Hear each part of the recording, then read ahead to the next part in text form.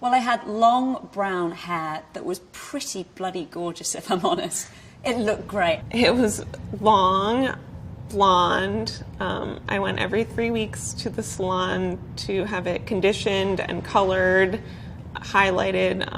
I was religious with my hair. I had this waist-length mane of crazy, wavy hair.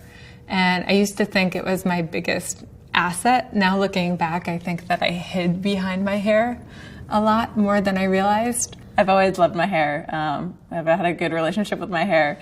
So, yeah, it was difficult to shave it off and to kind of take away that security blanket. But I realized that I'm not going to have that anymore, and kind of I chose to take it away from myself as well and not hold on to something that's not there. I really felt like my loss of my hair was so related with getting better, and that's kind of how I thought of it. And it was hard. It was hard to go out. I think beauty to me was just like I wanted to fit in, and now it's like I want to stand out, you know? So I wanted people to see me in the raw without the hair. It wasn't until the end of last year where I could finally put back on a wig.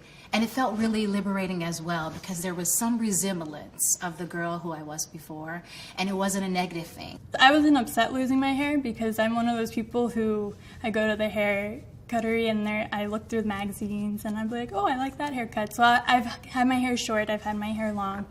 And before I started losing my hair, one of the nurses suggested I go get a wig that looks like my hairstyle and my color before it falls out. And I just have to wear a hat or a scarf with it so I can look like myself. I wore a wig immediately after I shaved my hair off. That seemed like the natural progression. I don't wear wigs anymore, but my wig was fantastic for those first 3 months. It really got me over a tough period where I didn't want to be without hair. And I slowly started transitioning to finding my own style. I realized that for someone as young as me, the wig wasn't really working. I remember like sitting like with my friend, my other friend, and I took my wig off and he was like, oh my God, you're beautiful and you never should put a wig on again. No one had ever said that to me that I can recall. To me, beauty and femininity isn't just about putting your best features forward, but it's about embracing your flaws and accepting who you are, all of who you are. The bald, the thick-haired, the pale, the tan, the whatever. I think especially more so now, without having hair, I notice more than just hair. I notice beautiful features on somebody's face. Somebody might have beautiful eyes or big full lips or great cheekbones, and everybody has a special feature. And when you don't have hair, you can really figure out what that feature is. It's made me appreciate the fun of makeup and beauty, and also the importance of it, that it's not just fun, it has a real value.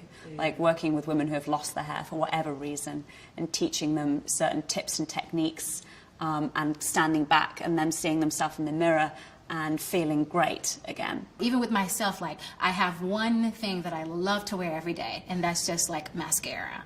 And it sort of just brings things back to its natural state of just like the simplicity of what it is. It doesn't take me to have a lot to be beautiful. Beauty is actually about the person and what's inside of them and what their message is. That's actually what is the most beautiful. I always remember when I went to the Met Museum in New York and I saw a painting, a Renaissance painting of a woman, and it was a portrait of her face. And I looked close and I thought, she doesn't have any eyelashes.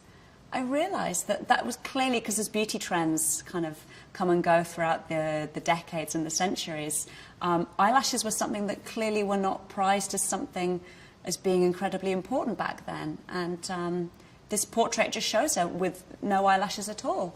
And I thought, and she looks great. And so I immediately went down to the gift shop and bought the postcard.